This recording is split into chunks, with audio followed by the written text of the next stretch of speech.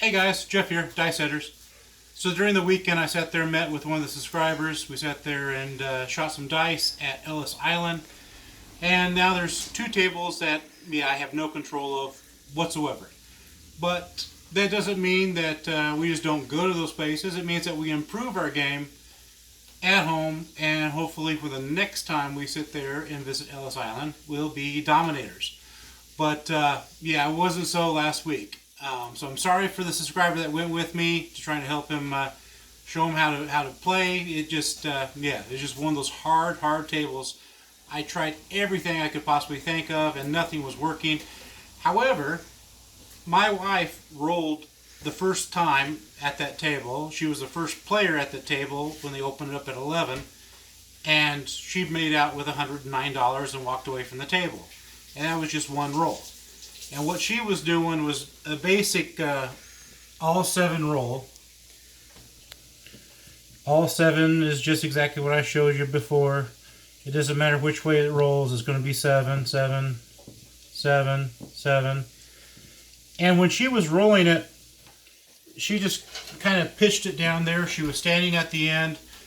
And there were some times that they would sit there and tell her, make sure that there's some distance between the dice and the table. That way you're not sliding it. And that was the first time I've ever had anyone ever say that one of my friends, relatives, whatever, was sliding dice. I've seen videos on sliding dice. It's pretty interesting, but that was not sliding the dice. But it was a really cool table to play with. It's only a $5 table. It has no bonuses. But I thought I'd show you what I've learned today, and maybe something I can take back and try it again. But if you this coincides with one of my mentors. He has a Patreon channel, and he was demonstrating this one guy on Inside the Casino, volume 39. The guy must have rolled 60 times without sevening out. He did throw a 7, but it was when the puck was off. But he did roll the all tall small once before the videoing started, and then once the videoing started, he rolled another 30 more times. If you are interested in that, again, it's number 39, Inside the Casino, and look at the money for his buddy who was in right 1 or right 2. The guy throwing was left 1 or left 2, but his buddy started with a small amount of money, and by the time it is ended, he had stacks and stacks of money. And that just shows you that when that big roll is coming, you want to make sure you put the right amount of money down. You don't want to be sitting there wondering, is this it? Is this not it? Man, go with the flow. If he knows what he's doing, let her go. Let her rip, tater chip. So if you ever watch that video, Inside the Casino, number 39, the guy was, there's comments too, so you kind of know what's going on. He started with a all 7 roll, which is this, and then he switched it over.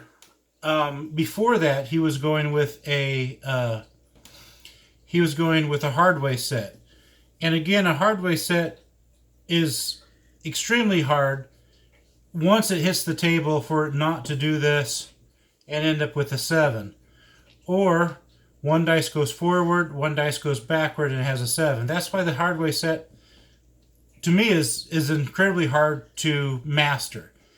I tried it this way. It didn't work for me on my table.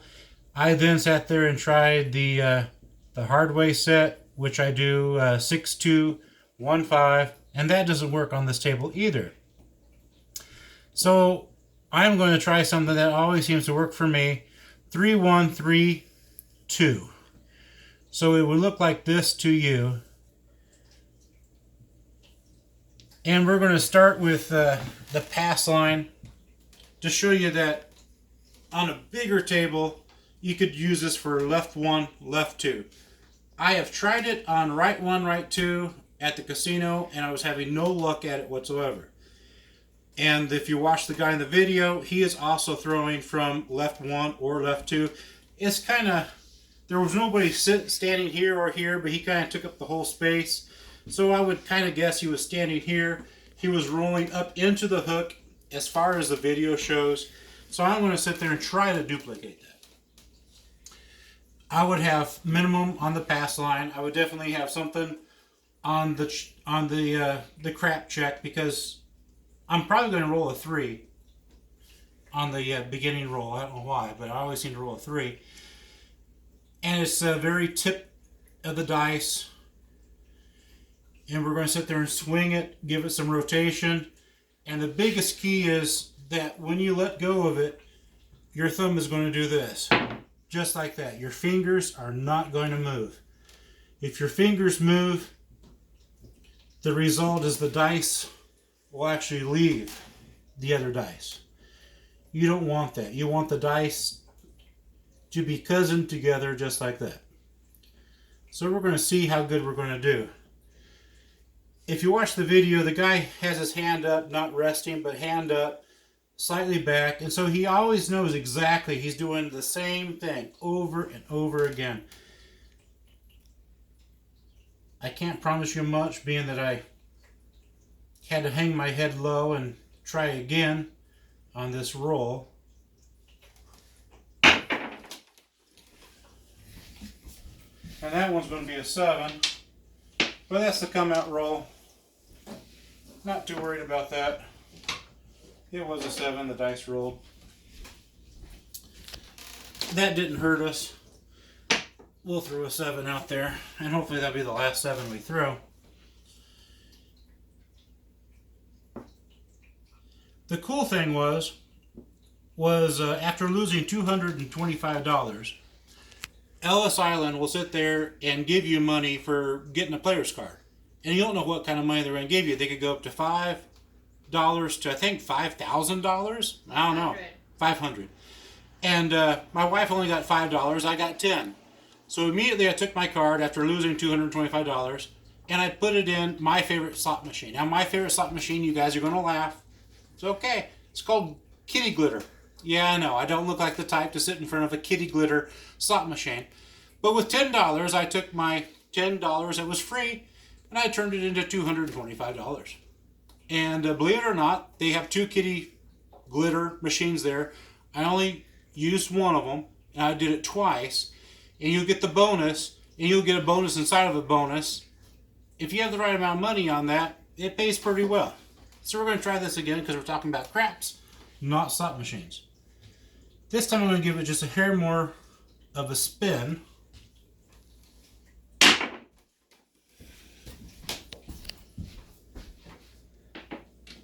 Got a 2. And again, that's why it's so crucial for you to have money on this little thing here called the C, because this money here disappears. This pays 7 to 1. So if you only have $5 on it, if you want to protect your $5, put $1 there. It would give you back 7 in place of your 5. It's called insurance or a hedge bet.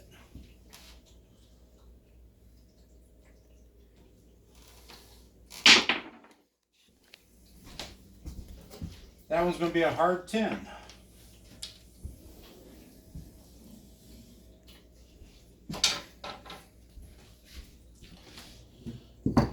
Puck goes on 10 and we'll keep on going. The biggest thing that was, I don't know, such a disappointment to me was I couldn't even get 2 good rolls until Big 7 rolled around here.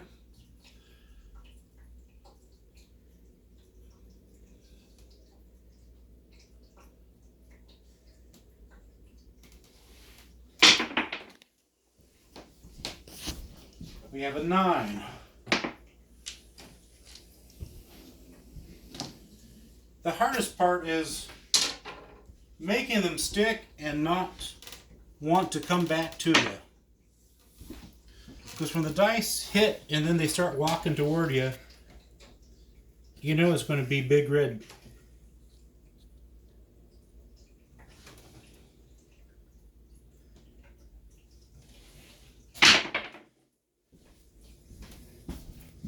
Hard 4. So we have a hard 10 and a hard 4. Which means to tell me, if I was at the table, this is where $1 on the hard 4, $1 on the hard 10 would not be a bad thing.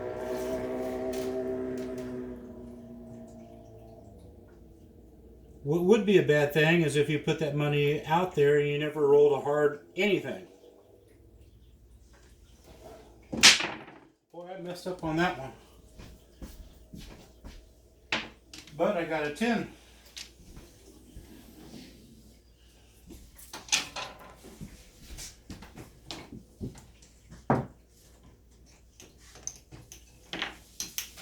I was also at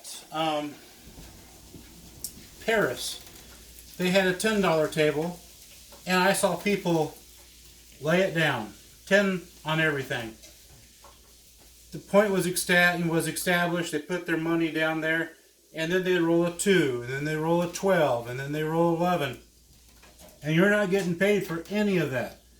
At that point, guys, take your money down. Play the Iron Cross. At least with the Iron Cross, you'll get paid for the 2, the 3, the 11, and the 12. And there's less money at risk.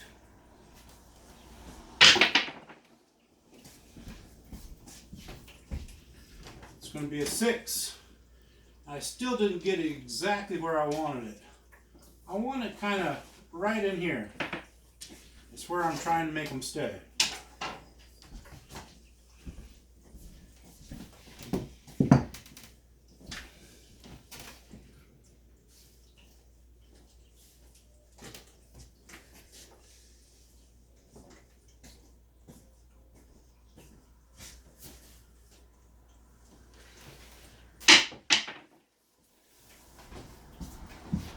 Eight.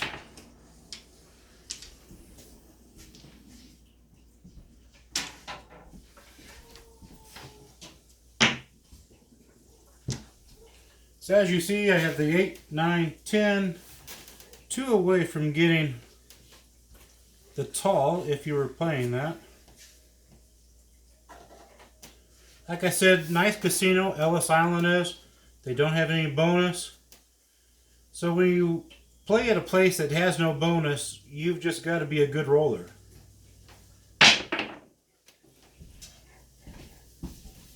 Eight.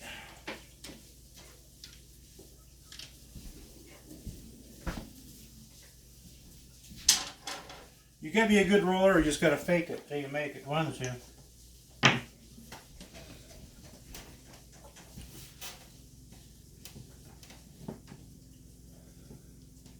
They also, at Ellis Island, they do not have any partitions as of now. But I said the same thing about Harrah's. And over the weekend, they did put dividers up in Harrah's as well. 6.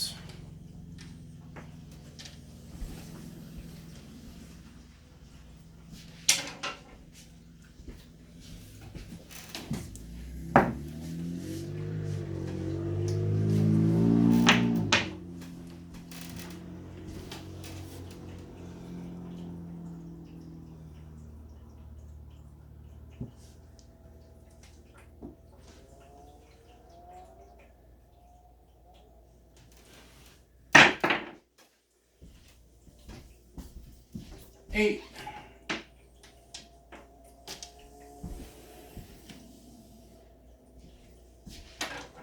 We had a hard way 10 and a hard way 4, but so far we have not had 6s and 8s come up hard way. So again, you only want to put your money where you know is going to be beneficial.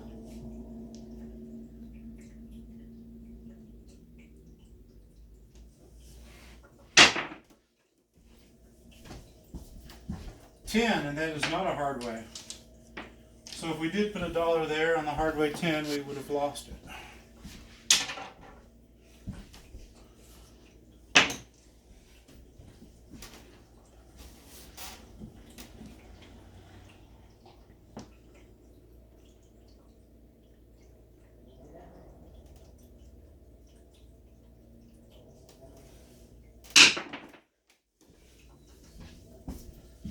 $10. Again, not the hard way.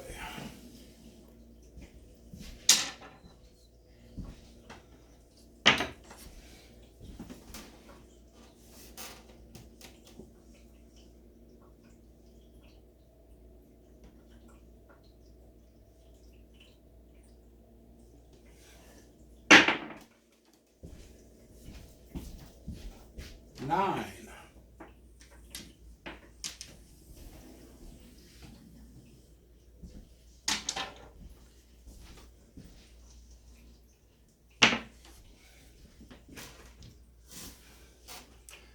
This is where it'd be beneficial for you to take a little notebook with you so you can write down what combinations you're throwing. And like right now, I've not thrown anything in a 5. So it'll show you that putting money on 5 is not the smartest thing. But then I just rolled a 5.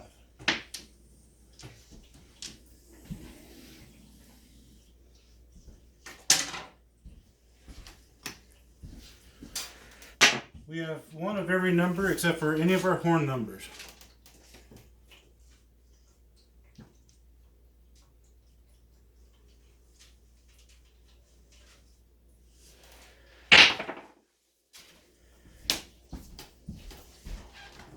There goes the big red right there.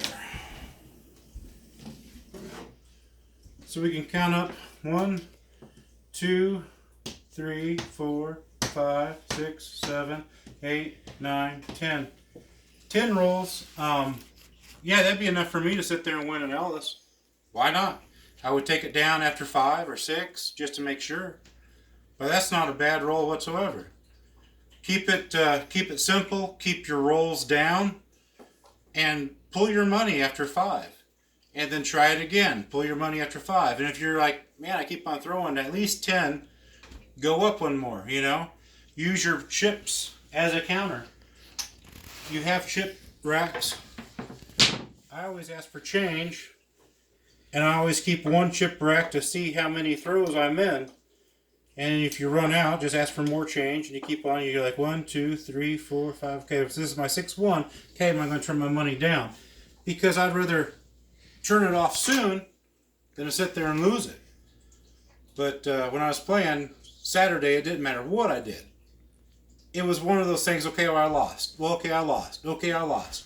Okay, well, I'm going to bet a different way. Oh, I lost that one too. Nothing worked. So, you know, go back, see what you're doing wrong, and a simple strategy. There's my dice. And I had to go to, you know, quite a few dice selections until I was like, okay, this is what works. But I started with something simple. 1, 2, 1, 2. That ended up with 7s. And then I was like, okay, well, let's start with a 7. Easiest one for me to remember is 6, 2, 1, 5. I did that. That didn't work. All right. Well, let's try with a 3V. You also have a 2V as well. And all these are good throws, or good dice combinations. And then if that doesn't work, you can always try the cross 6s, which would be this way or that way. And it's a little bit of a rotation. The dice are tight. However's comfortable, and for you, just remember, if you're using all your fingers to hold it, pinky out, or if you're only using 3 fingers, which would be this, or do you have your fingers down here to steady it? Each one is going to make a different outcome when it hits down there. But always remember which way you have it, and then after that, always go back to that. And that will give you consistency over and over again. I'm happy with that. 10 hits, 10 paid hits. You can't go wrong with that. And I didn't have any of the horn numbers, but at that table, the cheapest way to do it, $5 on the pass, $1 on the C, 5 for the 5, 6 and 8 for 6. And then what I do is put 5 in the field. If the 5 hits, they're going to take this, ask them to put up the 5 for 5 more. If the 6 hits, they're going to take this, ask them to double that one up, ask them to double that one up. And what you're trying to do is get this 2 to 1. So when you do hit the 5, the 6, and the 8, which are probably prominent numbers that you're going to hit, you're not getting everything knocked down because you're covering your field. But the field would have been 1, 2, 3, 4, 5, 6. 6 numbers that we would have had, being that this field bet was here, which is worth it. But as you make a 5, throw another 5 up there. If you make the 6, throw another 6 up there. Make the 8, throw another 8 up there. And eventually you're going to sit there and have like 51 across here versus your 5 here. So you're hoping to hit the 5, the 6, and the 8 and make more money. But don't start with 51 to begin with, because that's just more money for you to lose. But start off with bare minimum. $1 here, 5 here, 5, 6, 6, and 5 in the field. And after 3 hits, take it down. And then count how many more times that you have until you've 7 out. And then you're like, okay, I'm going to do it 4 hits this time. Make it, spread it out further and further. You're collecting more and more money. I hope that was a benefit to all of you guys. Like, share, subscribe. I'm trying to get the comments up and trying to get the people who are subscribers up so that I can go live. There was one shot I wanted to take when I was at Harrah's with the electronic game that they were setting up, but I couldn't just stroll through there with a camera. I don't want to get kicked out. I was from the distance and I took some pictures, but it'd been cool for me to sit there and just do a live shot, tell you what I'm doing, and then as I pass by, everyone can see it, especially if it was live. But things like that, I can interact with you better that way, or I can show you that this is the real thing. This is not our 100th try to do this. This is the first time. We didn't screw up. Have a good one, guys. Thanks for watching. Bye.